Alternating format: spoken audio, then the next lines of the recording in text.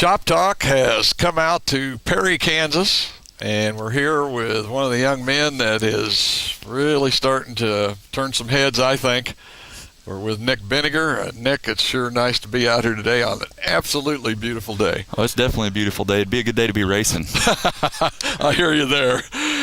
Nick, you're a second-generation driver. Now, your dad raced for a number of years up at Heartland Park, I think you told me, and Mayetta, was Junction City, several of the tracks up out this way, and did pretty good. Got a points championship in, I think it was 2002 up at Heartland Park. He won numerous points championships. Actually, his first year he ever drove at a street stock at Topeka Raceway, old Topeka Raceway. He won rookie year too. Yeah. So yeah. That was our goal when we started, was to win the rookie year. That dignifies him as a veteran then. Yeah. If he drove at the old Topeka Raceway, he's a veteran. How would you, well, first of all, do you remember being around when he was driving? And if you did, can you remember how was he as a driver? I mean, did he have a style or anything that you remember? I was pretty little when he first started. I was 5 years old when he first started, so I don't remember any of that. But once I started getting old enough to go to the pits and everything, yeah, I remember a lot of that. He had a pretty aggressive driving style. I think we actually drive quite a bit alike. So. Oh, okay. That was one of the questions I was going to ask you a little bit. Was had you more or less styled your driving style after what you'd seen your dad do, or was there some other people that might have played into that? You just kind of have to get in the car and feel it out and see what you're comfortable with. I just kind of got out there and did what I thought I needed to do. So I was going to say probably each race and each situation dictates what a driver is going to do. I mean, let's face it. Whatever happens on the track is what you're going to react to. Sure. Okay, but on your dad's modified that he drove, and I think it was the year that you told me that he won the championship. You were taking it up to Thunder Hill on Saturday nights, and you were driving it up there, and you got to drive, I think you told me, 6 races in the car. Yeah, when he was running up there, if he wouldn't tear anything up on Friday night, we would just basically change the gear, load it back up, and go to Thunder Hill, and I'd drive it, and I'd never driven anything else before, so it was kind of a big step jumping from nothing into a modified. So it was fun, though. Yeah. Do you remember how did you do? I mean, were you up there just in a learning situation? I mean, did you just start in the back of the pack, or did you really just jump in there and race with those guys? Actually, I think when you get thrown into the mix like that, you got to learn real fast or you're going to get in a bunch of wrecks. So I think it was like the 3rd week up there, we actually won a heat race and ran pretty good, actually. Oh, wow. 3rd week, man, oh, man. Okay, so we're up at Thunder Hill. So the following year, now you guys come back with a street stock. I think that's what they're called, Thunder Hill, for the next 2 years. Now, more or less, how did that time go that you were in those 2 years in the street stock? It went really good. The first year went great. I mean, that was my goal going in. First year my dad raced, he won the points championship, so that was obviously my goal. That's what I wanted to do. Oh, yeah. It really worked out pretty good. We ended up winning like 13, 14 races. It was a really good season. Won the snow blow. The first year they ever had the snow blow, we won it. So it turned out pretty good. I was going to say, that sounds like a good year to me. Anytime you can win that many races. Now, did you race anywhere else besides Thunder Hill, or was that it? We just ran Thunder Hill that first year. I think we went down to Humboldt once. That lasted about a lap before I got in a wreck. So we went back to Thunder Hill. Back to Thunder Hill. Go where you know. Now, in 2005, evidently you guys must have decided that maybe the learning curve was going pretty good for you, so it was time to move on to something else. So 2005, you guys build a Grand National. Yep. Yeah, we started from scratch, built our own car. We looked around and really hadn't found anything that we wanted to drive, so we decided, well, we'll just build our own. So we started with a Bear Camaro chassis and kind of built from there, and turned out with a pretty good car. So well, I guess you could say that. Now, did you guys just build this right here in your garage? I have been surprised so many times this year as I've been around to the different garages.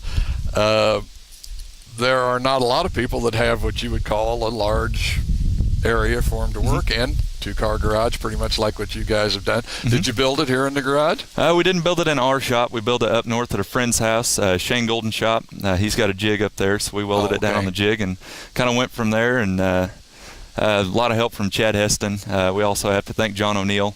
We went up and took some measurements off of his Grand National. Okay. Get us started on the front end anyways, so definitely got to thank him for that. So.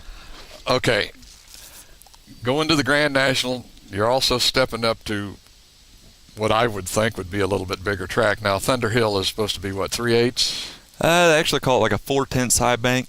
Okay, so it's pretty close to a half mile. It's close. Lakeside's definitely a lot faster on the speeds. Okay. You carry a lot more momentum. That surprises me because you would think with the banking there on Thunder Hill that you would carry a lot of speed out of there, but you're saying that Lakeside actually being a little bit flatter, is it the bigger radius turns at Lakeside? Yeah, just a lot of it has to do with the actual dirt on the track. Holds a lot more moisture. You can get a lot more grip, and the sweeping corners. Okay. And the D on the backstretch, you can carry a lot more momentum going into 3 for sure. So. Okay, that was what I really wanted to talk about, just the car itself. Now, what was the difference that you, as a driver, had to kind of overcome going from the street stock and going into the Grand National? Actually, it wasn't. Well, it was a pretty good change because of the motor size and everything like that. But really, it was just getting used to the track. Once we got used to the track, the car really wasn't that big of a change. We kept it simple on 3-link, so we weren't going radical with 4-bar or anything like that. So it was actually fairly similar to drive. It was just a lot bigger track and a different facility. Oh, okay, let me ask you this question. Being a race fan, not ever really driven or had much mechanical experience with race cars, the street stocks, now, was it a 2-barrel or 4-barrel? Mm-hmm. It was a 2-barrel class, 360 cubic inch. It's actually fairly similar to this style of engine that we have in the Grand National.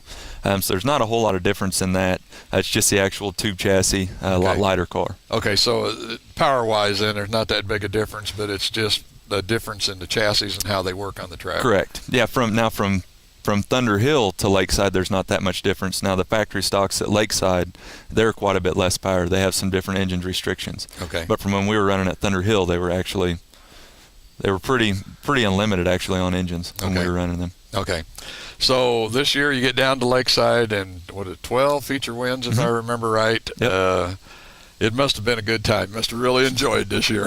This year was a good season. This one will be hard to repeat in the future. That was a lot of wins. We didn't have any bad luck. That was what helped us out on everything. Like me and Dad were talking about earlier, we went through the whole season and didn't knock down a single tire or wheel or anything. Oh, wow, so yeah, that would make a difference. That's pretty tough. That's pretty tough to do. So. Yeah.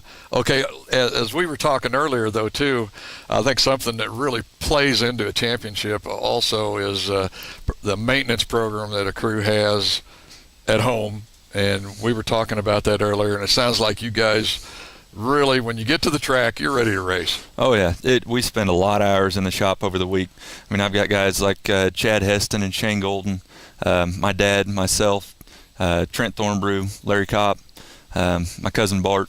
There's a lot of people that spends a lot of hours in the shops over the week just getting it ready to go. Okay.